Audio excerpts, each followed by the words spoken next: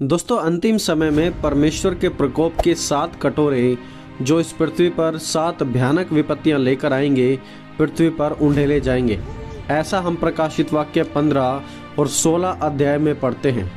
Bible के विद्वानों के बीच इन अंतिम समय में आने वाली विपत्तियों को लेकर काफ़ी कन्फ्यूजन रही है, लेकिन आज की इस वीडियो में हम बात करेंगे और देखेंगे कि ये 7 विपत्तियां क्या हैं, ये कब होंगे और हम इन विपत्तियों से कैसे बच पाएंगे।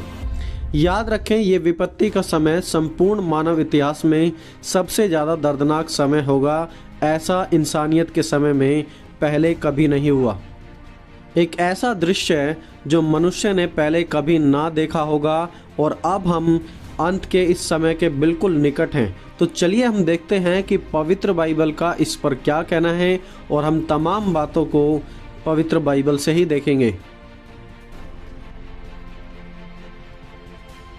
दोस्तों, इस प्रकार लिखा है, और वे 7 स्वर्गदूत जिनके पास 7 विपत्तियां थी, मलमल के शुद्ध और चमकदार वस्त्र पहने और छाती पर सोने की पट्टियां बांधे हुए मंदिर में से निकले।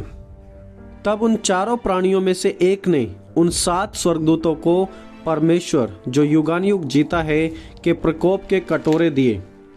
यूहन्ना ने प्रकाशित वाक्य की पुस्तक में लिखा और वहां पर परमेश्वर का दर्शन देखा कि 7 प्रकोप से भरे हुए कटोरे हैं, और बताया भी कि आखिरकार वो 7 प्रकोप के कटोरे कैसे और कैसी विपत्तियां पृथ्वी पर लेकर आएंगे और उनके कारण क्या पृथ्वी पर होगा। तो आइए एक एक करके हम उनके बारे में बात करते हैं। पहली विपत्ति, दुखदाई फोड़े। लिखा है, अतः पहले स्वर्गदूत ने जाकर अपना कटोरा पृथ्वी पर उंडेल दिया। तब मनुष्य के जिन पर पशु की छाप थी और जो उसकी मूर्ति की पूजा करते थे, एक प्रकार का बुरा और दुखदाई फोड़ा निकला। आप देखेंगे कि भयानक फोड़े उन लोगों पर आ जाएंगे जो उस दुष्ट की मूर्ति को पूजते थे, और यह बहुत ही दर्दनाक और डरावना होने वाला है।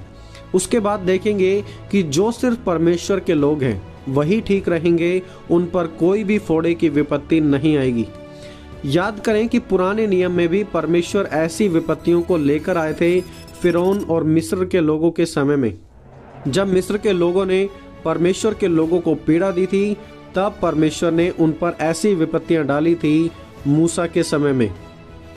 हमारा परमेश्वर जो आज हर एक व्यक्ति को मन फिराव का अवसर प्रेम से दे रहा है, सदा ऐसा करता ना रहेगा।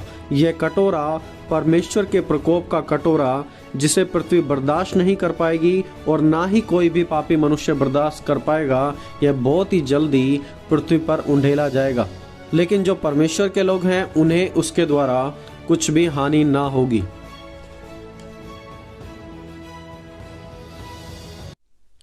दूसरी विपत्ति, समुद्र का खून में बदल जाना। दूसरे स्वर्गदूत ने अपना कटोरा समुद्र पर उंडेल दिया और वह मरे हुए मनुष्य के लहू जैसा बन गया, और समुद्र का हर एक जीवधारी मर गया। इस दूसरी विपत्ति के समय समुद्र के सारे जीव मर जाएंगे। सारी मछलियां, कछुए, सब कुछ मरा हुआ ही दिखाई देगा। जस्ट इमेजिन कि चारों तरफ आपको खून ही खून दिखेगा, सारे समुद्री जीव मरे होंगे। तो वहां पर कितना डरावना वो दृश्य होगा, कितनी गंदी बदबू आएगी वहां पर। याद रखें कि मूसा के समय में भी परमेश्वर ने नील नदी को लहू में बदल दिया था। इसलिए मैं आपसे कह रहा था कि ये 7 प्रकोप के जो कटोरे हैं, पुराने नियम की 10 विपत्तियों से भी मिलते जुलते हैं।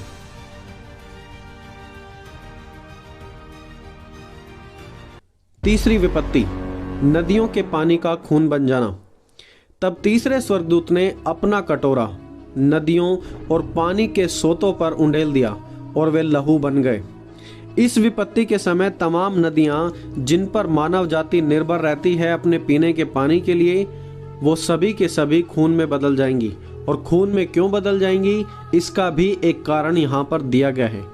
5वीं और 6ठी आयत देखिए, लिखा है, तब मैंने पानी के स्वर्गदूत को यह कहते हुए सुना, हे पवित्र जो है जो था, तू न्यायी है और तूने यह न्याय किया है, क्योंकि उन्होंने पवित्र लोगों और भविष्यवक्ताओं का लहू बहाया था और तूने उन्हें लहू पिलाया, क्योंकि वे इसी योग्य हैं।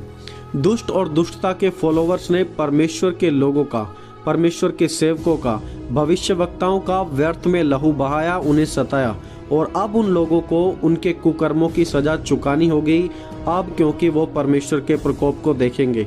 इसलिए दोस्तों, आज जब सताव हो भी रहा है तो हमारे पास एक आशा है कि अंतिम समय में जब परमेश्वर न्याय करेंगे, जो न्यायी है, तब ये लोग जो परमेश्वर के कार्य को रोकते हैं, मसीह लोगों को सताते हैं, तब उस समय परमेश्वर के भयानक प्रकोप को देखेंगे। चौथी विपत्ति, लोगों का सूरज की गर्मी से झुलसना। चौथे स्वर्गदूत ने अपना कटोरा सूर्य पर उंडेल दिया और उसे मनुष्य को आग से झुलसा देने का अधिकार दिया गया। प्रकाशित वाक्य 16 अध्याय उसकी 8 आयत में हम पढ़ते हैं, मनुष्य बड़ी तपन से झुलस जाएंगे और परमेश्वर के नाम की, जिसे इन विपत्तियों पर अधिकार दिया गया है, उस परमेश्वर की निंदा की, पर उसकी महिमा करने के लिए किसी ने भी मन ना फिराया। स्वर्गदूत के कटोरा पलटने पर सूर्य की गर्मी बहुत ही ज्यादा बढ़ गई, इतनी बढ़ गई कि लोग गर्मी के मारे मरने लगे। और हालांकि वो मर रहे थे, तब भी उन्होंने परमेश्वर के नाम की महिमा नहीं की, बल्कि परमेश्वर के नाम की निंदा ही की। ये वो लोग हैं जो हठीले हैं, नाश हो जाएंगे, पर अपने आप को कभी भी बदलेंगे नहीं। दोस्तों, जब सूर्य की गर्मी बढ़ेगी तो ऑब्वियसली आप जानते हैं क्या होगा, वहाँ पर अच्छी फसल नहीं उगेगी, यानी कि भूखमरी भी बढ़ जाएगी, पानी की कमी पड़ जाएगी, सूखा पड़ने के कारण अकाल जैसे हालात बन जाएंगे। और ये सब चीजें चौथी विपत्ति के समय होने वाला है, जब चौथा प्रकोप का कटोरा पृथ्वी पर उंडेला जाएगा। पांचवी विपत्ति, दर्द और अंधकार। लिखा है, पांचवें स्वर्गदूत ने अपना कटोरा उस पशु के सिंहासन पर उंडेल दिया और उसके राज्य पर अंधेरा छा गया।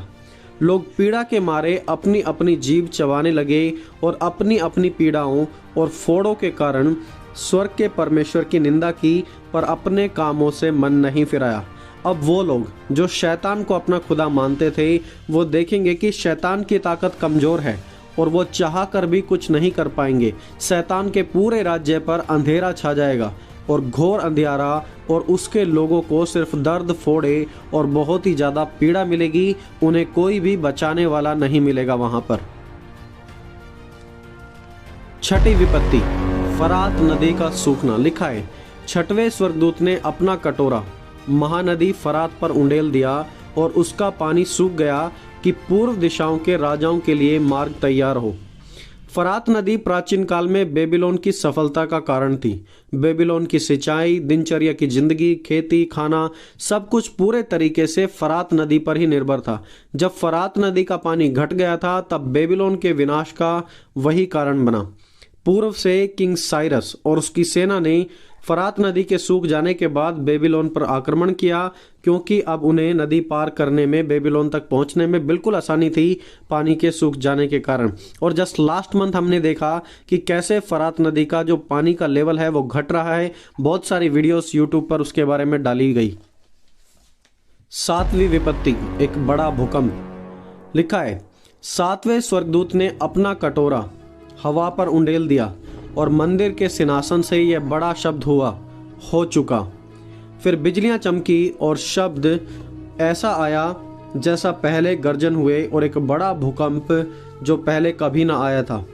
बुराई और भलाई की वो लड़ाई जो सालों से चली आ रही थी, अब एक इंटरेस्टिंग मोड़ पर आ पहुंचेगी। उस बेबीलोन का असली चरित्र लोगों के सामने प्रकट होगा और उनके पापों की सीमा पूरी हो जाएगी।